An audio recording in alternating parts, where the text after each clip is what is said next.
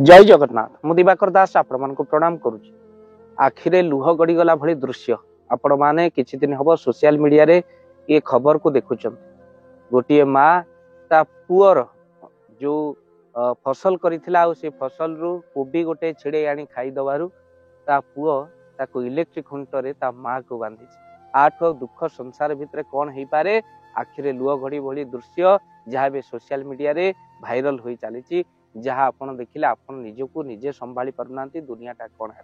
महापुरुषंकर एठी मालिका सत है भक्त बंधु महापुरुष अच्युत लिखिते कहले एमिति एक समय आसीबो जो समय भितर कहले पिता माता को पुत्र न पोषिब भिन्ना भिन्न करी घर लक्ष्य अरजिले पक्षे न अंटिब सत्य वचन मोहर। भक्त बंधु कलिजुग भितर महापुरुष लिखिते पिता माता को पुत्र न पोषिब भिन्ना भिन्न करी घर आउ लक्ष्य अरजिले पक्षे न अंटिब सत्य वचन मोहर।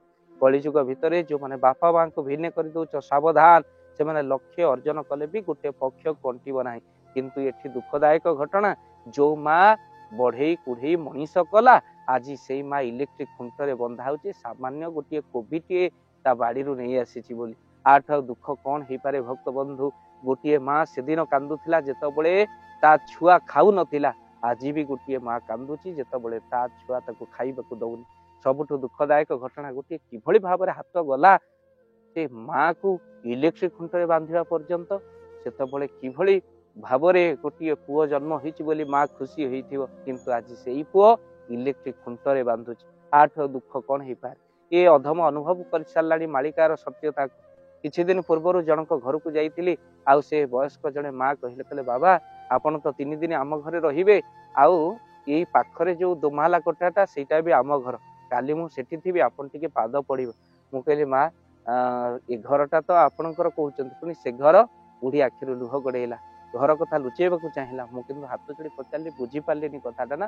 मु कहली माँ ए घर भी आपणकर से घर आपण आपण सेठी थिबे यार अर्थ कौन। बुढ़ी कहला मौसा गला दिन ठारू मते बांटी देइचन ये हूँ मो बड़ पुओ घर सी हूँ सान पुअर घर पूर्णमी अमावास्या बड़ पुओ पाखरे अमावास्या पूर्णमी सान पुओ पाखरे खाली अमावास्या तो मते सान पुओ पाखु जीवाकू पड़िबो नइले बड़ पुओ कहबो बोर कोन मन नाही कि अमावास्या 2 दिन हेलानी गलानी।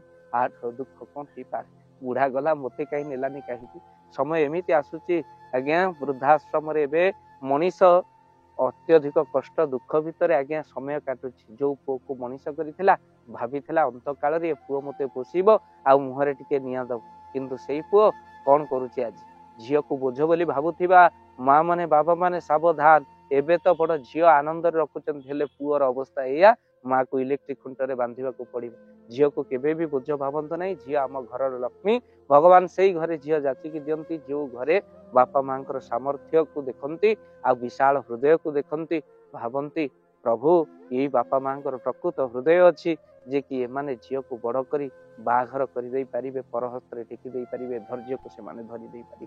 तो भक्त बंधु आज देखंतु कौन समय है पुओ हेले आमे मिठा बांटू झियो हेले बोझ भावु किंतु एबे समय पूरा विपरीत। महापुरुष लिखिते मध्य से पद कहले तुलसी लगाई न देवे पानी पिता माता न पोषिबे प्राणी। प्रकृत सत्य है तुलसी लगाई पानी देवेनी आ बापा माँ को पिला माने पोषिबेनी। सत हेउची आज मालिका एबे गाँव सहर भितर आकाश पाताल तफात हो गलानी। गाँव रे देखिबे कुकुर गुड़िक आपणकर बुलुथिबे गाई गुड़ाक बंधा होथिबे सहर देखिबे गाई गुड़ाक आज्ञा बुलंती आ कुकुर गुड़ाक बंधा। गाँव रे देखिबे जे पाठ न पढ़िबो से गाई जगिबो सहर रे बेसी पाठुआ सकाळ उठिले कुकुर जगिथिबे। गाँव रे आपण माने देखिबे जहाँकर बापा माँ नहीं ता पुओटा अनाथ आश्रम को जीव किंतु सहर रे बेसी पाठुआ जहाँ बापा माँ जी वृद्धाश्रम से तो दुख लगे किंतु सबु पुओ से भली भाव में रुहंती। अनेक पुओ बापा माँ प्राण दे दियंती। आउ जने माँ मते कहते कहले बाबा मो देह असुस्थ बोली आपण मो पुओ को कहबेनी नइले से धैर्य हरा हो जीवो। एमिति भी पुओ अछंती जे कि माँ बापा तांकर जीवन किंतु एमिति भी पुओ अछंती जो माने बापा माँ को भिने करि दियंती।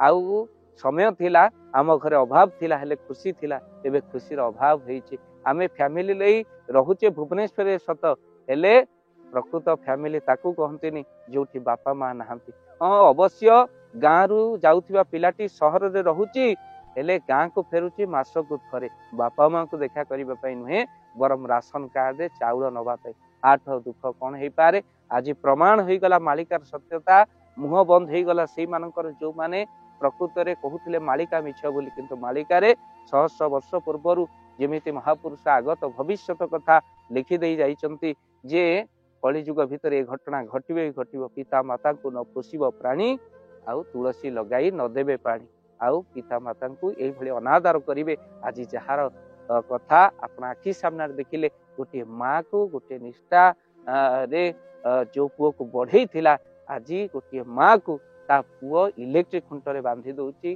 गोटे सामान्य कवि पे जेते धिकार कले भी से पुओ को कम हबो जे माँ प्रति एभली व्यवहार करूची गोटे प्रणाम करिबा सेई माँ को आज्ञा जे माँ हमको जन्म देइची कष्ट करिची लुहरे पालिची आउ आम्भे माने शेष अवस्था ता मुखरे हस दवा प्रतिबदल पुणी आउ लुह दियंतु नहीं आपण को कोटि प्रणाम करिबी आउ अनुरोध करिबु प्रणाम करी अनुरोध करिबु माँ बापा आखिरे केबे भी लुह दियंतु नहीं आउ जीवन भितर आपण माने मन रखि तांतु आपण माने जहा करिवे ता फल आपण निश्चिंत भाव रे पाइबे। ए वीडियो को बहु मात्रा शेयर करंतु हुए तो कहा आखि खोली जीव बापा माँ उठरे हस फुटिब। ए वीडियो को देखि सारा परे जो पुओ ता बापा माँ को कष्ट दउची हुए तो ता मुंडरे टिके भी बुद्धि पशिब निश्चिंत भाव रे से आम वीडियो को देखि परिवर्तन हबो बापा माँ को बहु गुण रे भल पाइबो।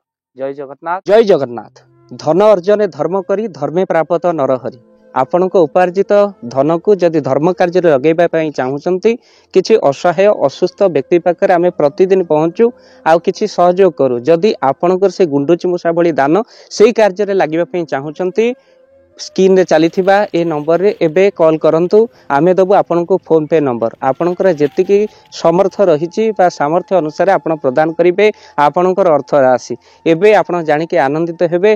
गोटी एम्बुलेंस किना जाईची केवल रोगी सेवा पई जदि आपनकर किछि अर्थ से एम्बुलेंस पई आपण सहयोग करिबा पई चाहंती तो एबे कॉल करंतु एही नंबर रे आपन को अशेष धन्यवाद।